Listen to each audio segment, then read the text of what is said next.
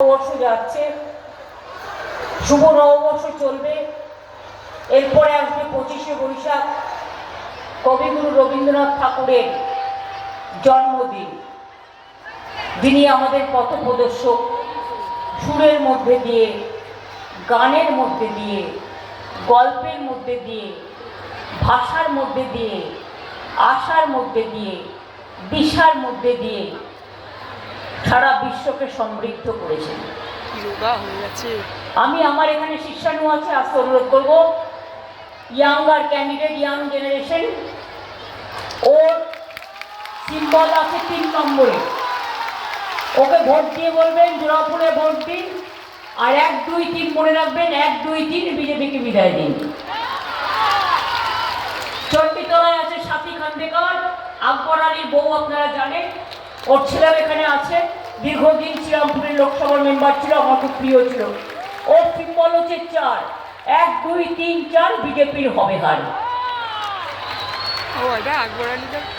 আমি এখানে প্রবীরদা, দিলীপ যাদব থেকে শুরু করে অনেককেই দেখতে পাচ্ছি, কিন্তু সবার নাম হয়তো এই বড় বড় সবাই বলা সম্ভব হয় না, কিন্তু যারা বসে আছেন নিচে এবং ওপরে, তারা কিন্তু আমাদের সকলেরই অত্যন্ত প্রিয় এবং তারা দলের অ্যাসেট। আমরা যারা উপরে থাকি, আমাদের থেকেও বেশি সম্পদ হচ্ছে নিচে যারা বসে থাকেন।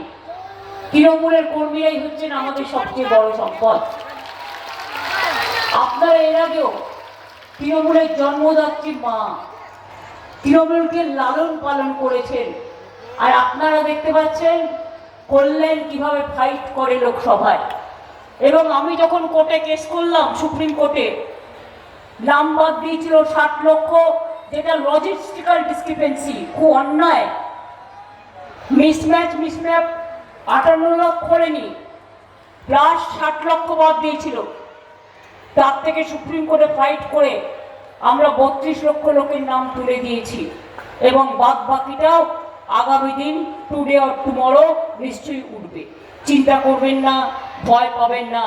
260 জনের ওপর বেশি মানুষ SIR এর জন্য আত্মহত্যা করেছেন। আচ্ছা, আমি একটু বলবো, যারা রৌদ্রে দাঁড়িয়ে আছেন, এই ভেতরটা পাঠিয়ে দাও ভাই, অসুস্থ হয়ে যাবে। বাংলার মা, জয় বাংলা।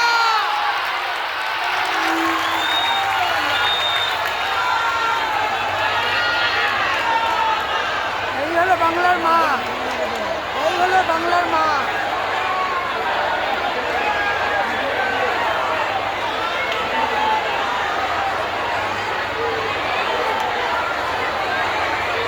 সড়ক ওই করণটাকে এই দিকে নিয়ে আসতে বলো। হ্যাঁ, এই পর্যন্ত ঢুকে যা।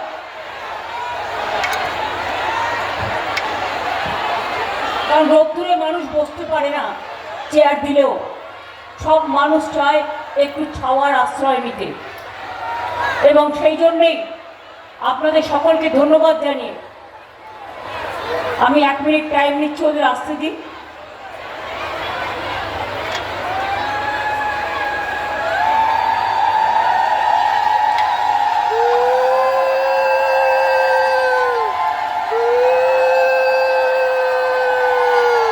সবাইকে ঢুকিয়ে দিন। কাল গরমে 4 জন মারা গেছে, দেখেছেন তো ভোটের দিন, পরশু দিন।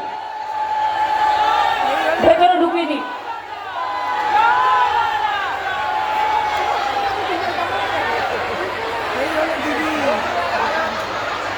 দিদির মায়া। আরে পুলিশের ভাইয়েরা অত আপনাদের বেশি অ্যাক্টিভ দেখানোর দরকার নেই।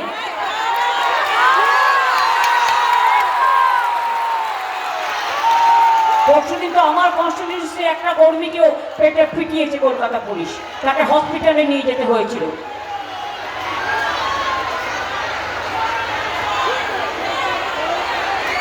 আরে ছেলেদেরও ছাড়ুন।